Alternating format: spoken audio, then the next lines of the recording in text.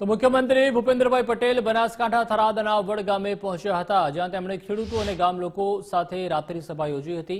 સભામાં તેમણે ગ્રામજનો અને ખેડૂતોની સમસ્યાઓ સાંભળી હતી, તેમજ સરકારી યોજનાઓની ગ્રામજનોને માહિતી આપી હતી।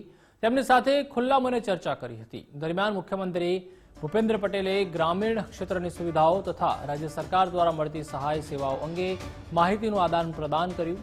સાથે જ ગ્રામજનોના પ્રશ્નો પણ સાંભળ્યા હતા, જે અંતર્ગત સીએમએ વડગામને ટ્યુબવેલ બોર માટે 32 લાખ રૂપિયાની સહાય આપવાની પણ ખાતરી આપી।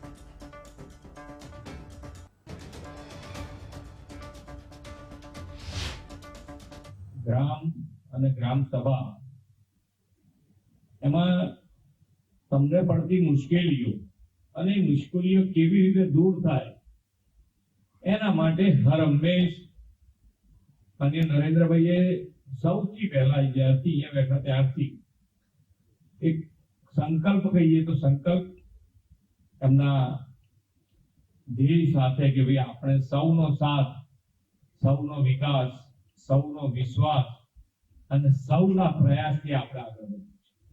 એટલે તમારા સાથ અને સહકાર સાથે આગળ વધીએ। એટલે તમારા બધાની વચ્ચે અમે જ્યારે આવ્યા હોય ત્યારે તમને પડતી મુશ્કેલી, જે સરકારની યોજનાઓ છે તો લાભ તમને મળવાના છે, છતાંય ક્યાંય રહી ગયા હોય તો અત્યારે જ્યારે આવી રીતે ભેગા થયા હોય તો તમને માઇક ખુલ્લું આપ્યું છે એટલા માટે જ કે ભાઈ તમે તમારા પ્રશ્નો કહી શકો અને તમારી પડતી મુશ્કેલી।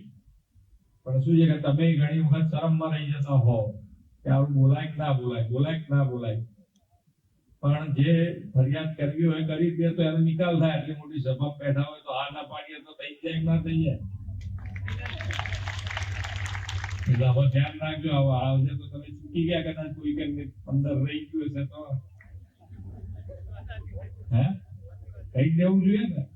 કલેક્ટરે બેઠા હોય, બધાય બેઠા હોય તો તમારો પ્રશ્નનું તરત ધડાધડ સોલ્યુશન થઈ જાય કે ભાઈ પૂરું। ખેડૂત પરિવારમાંથી આવું છું। આજે અમારા ગામમાં મુખ્યમંત્રી શ્રીની રાત્રિ સભા હતી, તો એની અંદર મારી રજૂઆત હતી કે આ વિસ્તારની અંદર દાડમ અને બીજા અન્ય બાગાયતી પાકો માટે સરકાર દ્વારા જે ટપકની સબસિડી આપવામાં આવે છે, પરંતુ જે 8 થી 10, 12 વર્ષ થતા એ ટપક થોડું બિનજરૂરી નકામું બની જતું હોય છે, તો ફરીથી બીજી વાર સબસિડી મળી રહે એ માટે મારો પ્રશ્ન હતો અને મને સંપૂર્ણ આશા છે કે મુખ્યમંત્રી એ પ્રશ્નનું નિરાકરણ લાવશે। મંત્રીશ્રીએ સાંત્વના આપી છે કે આપણે એને કોઈ પણ વર્ષ નક્કી કરી કે 8, 10 કે 12 વર્ષ નક્કી કરી અને ફરીથી ખેડૂતોને સંપૂર્ણ 70 થી 90% સબસિડી મળી રહે તેવી સાંત્વના આપી। રીસર્વે થયો ત્યારે અમારે જમીનો અંદર ભાઈઓના ઝઘડા પડી ગયા।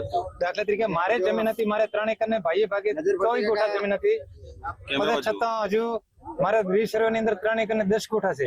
તો મેં વારંવાર રજૂઆતો કરી, સરકાર શ્રીને સ્ટેટ પાલનપુર સુધી મેં અરજીઓ કરી, મારા ગામની અંદર ટીમ આવી હતી, ટીમમાં મેં રજૂઆત કરી, પણ આજ દાડા સુધી અમારે કોઈ સુધારો થયો નથી। પણ મને એવું લાગે છે કે આજની તારીખમાં મુખ્યમંત્રી સાહેબ શ્રીને મેં રજૂઆત કરતા કે સાહેબે કીધું કે તમારો પ્રશ્ન હલ થઈ જશે, પણ વારા ફરતી પણ નિયમ પ્રમાણે આપશે એવી રીતે થશે। મુખ્યમંત્રી, મને આશા છે કે 100% મારા ગામનો વિકાસના કામ હવે થશે અને મેં વારંવાર રજૂઆત તો કરેલ છે, સરકારમાં વારંવાર રજૂઆત કરતો હતો, અને એના પછી અમારા તાલુકા વિકાસ અધિકારી ટીડીઓ સાહેબ આવ્યા ને, વાડિયાની ઇમરજન્સી લોકોએ અચાનકથી મીટિંગ બોલાવી અને વાડિયાના કામ શરૂઆત કરી, અને કલેક્ટર સાહેબ, જિલ્લા કલેક્ટર સાહેબ 15 દિવસે 10 દિવસે એક ચક્કર મારે છે અને વાડિયાના કામ નાના મોટા ચાલુ પણ થઈ જાય છે। હવે અમુક કામ સાહેબ બાકી રહ્યા છે, એટલે મને આશા હતી કે આજે મને ઉમંગ હતી કે હું અમારા મુખ્યમંત્રી અમારે વગણે આવ્યા અને મારું ગામ મને દત્તક આપવાની મારી ઈચ્છા છે કે દત્તક આપું સાહેબને, તો 100% મારું ગામમાં સુધારો થાય અને મારું ગામના સારા વિકાસના કામો થાય।